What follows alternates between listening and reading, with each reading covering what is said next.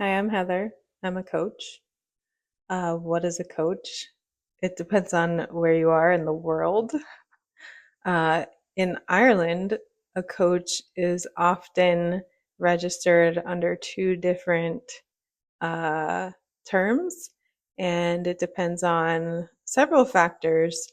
But one is, are you psychologically trained? So if you are and you have a bachelor's degree, that makes you a coaching psychologist. And if you don't have a bachelor's degree in psychology and you only have the master's degree in psychology, then you are a psychological coach. Did I say that right? I think I did. Um, in America, it's very unregulated. We have the International Coach Federation. We have some board certifications. For example, there's a wellness certification. Um, but anyone can call themselves a coach. And so that can either make you shy away from it, or you can see the opportunity in just being a little bit aware of what someone's background is. And just because they are certified doesn't make them a good coach, just like there are doctors who shouldn't be doctors, there are therapists who shouldn't be therapists. What matters is, does the person make you feel comfortable? Do you feel like you can share things with that person? Do you feel like they can help you? And then you try, and you can always change your mind because none of these relationships are an obligatory relationship. They are whether or not you want to continue. So in my coaching contract, it clearly states you can stop the coaching at any time.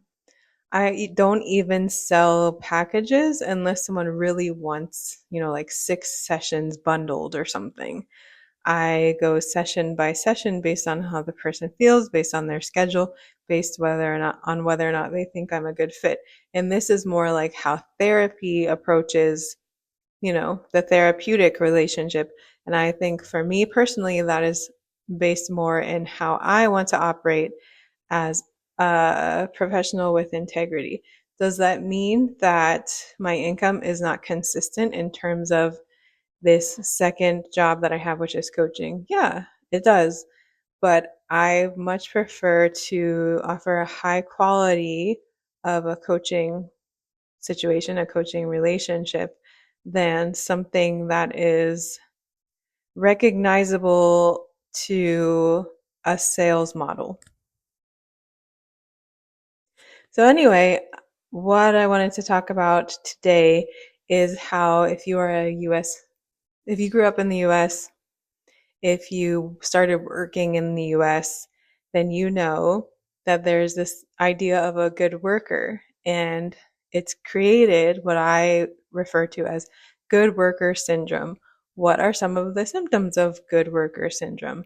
You don't take breaks. Maybe you're not allowed to take breaks, or maybe you just voluntarily don't take breaks. You are always the person who takes on more work. You're always the person who volunteers for more. You're always the person who takes one for the team.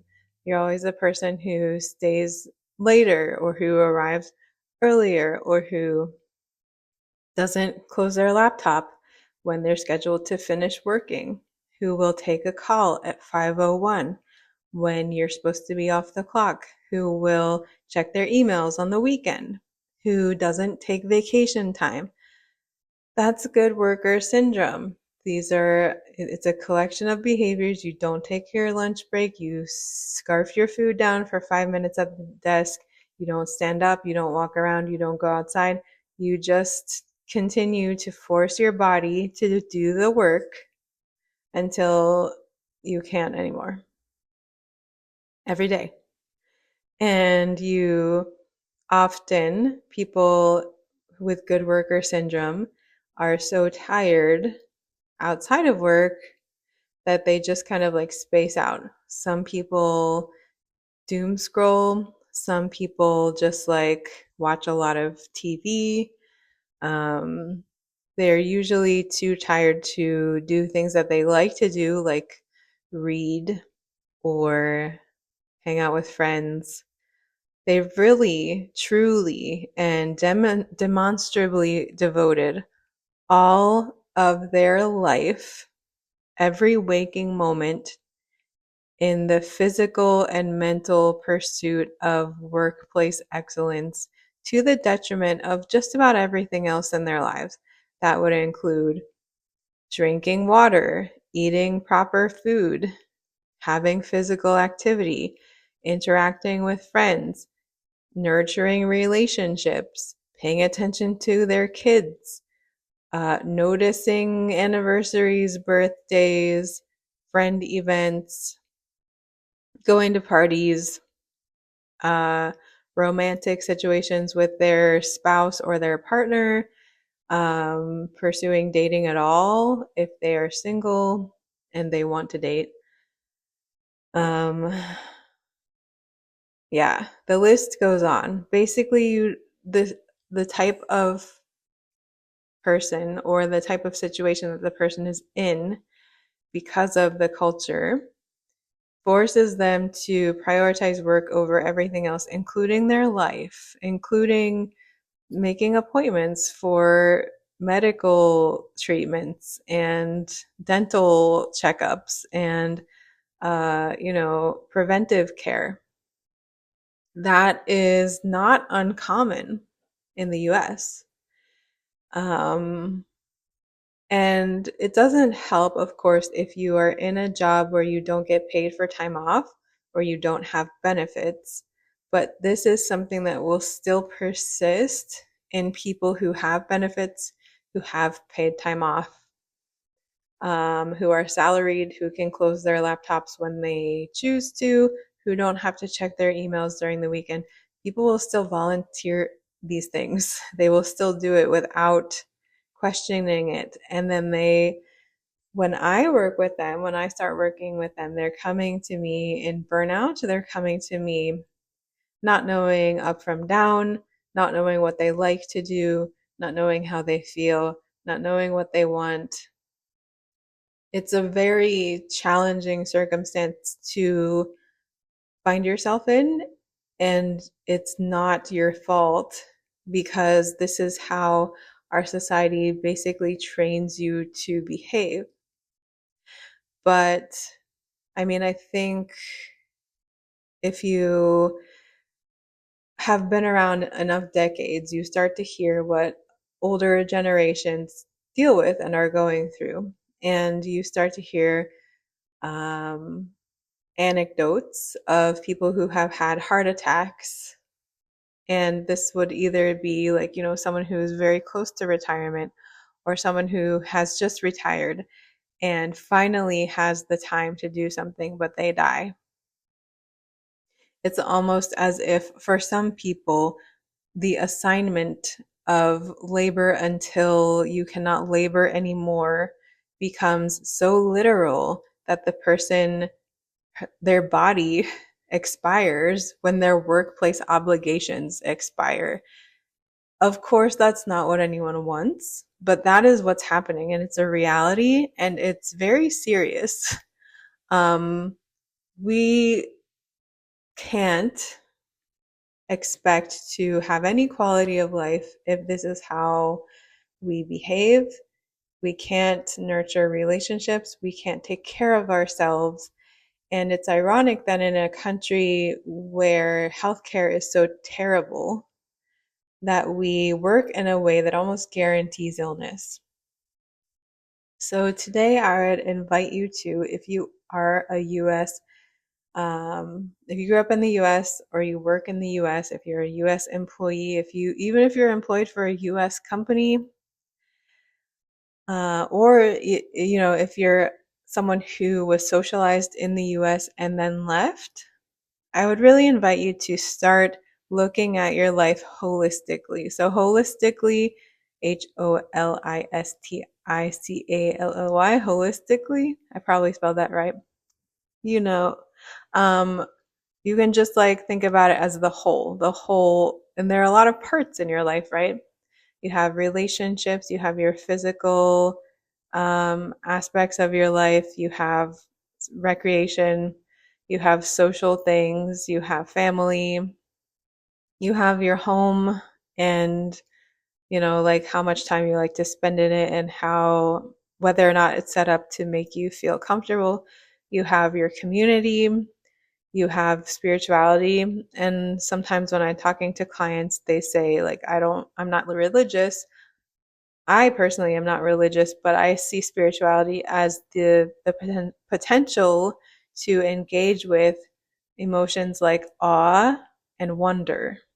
So, like things that make you amazed, things that you find beautiful, things that you find fascinating, experiences where you feel like you are small, a small part of a universe or a community. Um, those are those are ways to engage with spirituality, even if you're not religious and you're not like witchy. Um, these different aspects of your life make up a complete and whole life, and barring the emergency, the survival emergency or imperative of being, in a country at war where the war is in your country, or, not being able to meet your basic needs, you have the ability to start to take some notice of the different aspects in your life and say, I feel good about them, or they are suffering. And you don't have to do it all at once. You can start with one thing at a time. Most people will know at least one thing that is suffering if they are dealing with this, but maybe not. Maybe you are in survival mode and you only know minute to minute. That happens for people. But if you do have good worker syndrome and you notice or recognize some of your own behavior in the way I've described it, what do you want to change? How do you want to change? What would it mean for you to change? How would that improve your life if it changed? Where could you start? A lot of times people are not sure. And so that's why coaching can help with someone who specializes in this area. And a lot of times people ask me, like, am I a life coach? Am I a career coach?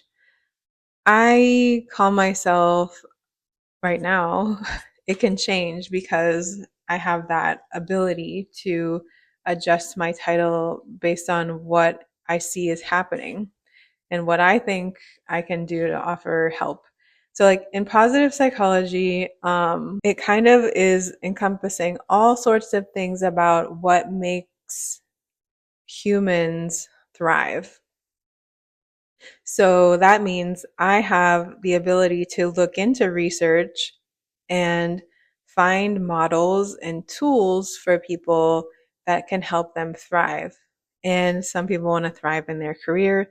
Some people want to thrive beyond their career, in their relationships, in their life. So I have the ability to match different empirically evaluated tools and models to that goal. So to say I'm just a career coach or a life coach doesn't quite cover it. I am matching and helping you. I'm helping you match to your best life, really. So, like, whatever that means to you, I can help you get closer to that. So, it's hard to just say, like, I'm one thing or another. It can sound very gimmicky, but I've been experimenting with the title Resilience and Reinvention Coach. And I think that does cover things nicely. Of course, people can always ask questions, but that's kind of my whole thing. How do I help people thrive? How do I help people feel like they're living their life and not just surviving? Because we are fortunate enough, if we are not dealing with poverty or war or some other catastrophic event, we are fortunate enough to be able to work on these things. And if we have the ability to do that, I think we owe it to ourselves to at least try. So that's where I come in. And if that's something you're interested in, you can always go to my bio and check out the links. I always offer a free introductory call. And you don't have to do any of that if you don't want to. You can just work on it on your own. Or you can reach out to somebody else, a therapist, a friend, a different coach. That's your prerogative. I'm just here to share the message, and if the message resonates with you, I'm also here to talk to you one-on-one. I don't have any downloadables. I don't have any free courses. I don't have any paid courses. Right now, the time that I can offer you is one-on-one conversation time where we are working on your goals together. Some people like to do things on their own. That's fine. I haven't created anything that you can buy from me that is a product. I only offer a service. Many people offer products. It's kind of a whole game on the internet, and there's nothing wrong with the products. Many of the products are good. I personally am currently not offering any products. When I develop a product, a downloadable of some kind, that I feel is of a quality that you would get something out of, I would offer it. But right now, I believe that people don't need more things to download. They need human connection. They need to have more sense of community, and they need tools to build the life that they want. And I don't think, for the way I offer the information that I am privy to and can help you access, a downloadable thing is just not good enough. You need one-on-one live support where you can ask questions, where you can interrogate this, where you can talk through it. So that's why I don't have any products. But if you want a product and you want to see if I know someone who offers a downloadable product, definitely you can ask me that too. So that's all for today. Today, I can talk. Yeah. If you are a good worker, I help you be a less good worker because whatever you're doing is enough. Okay, bye.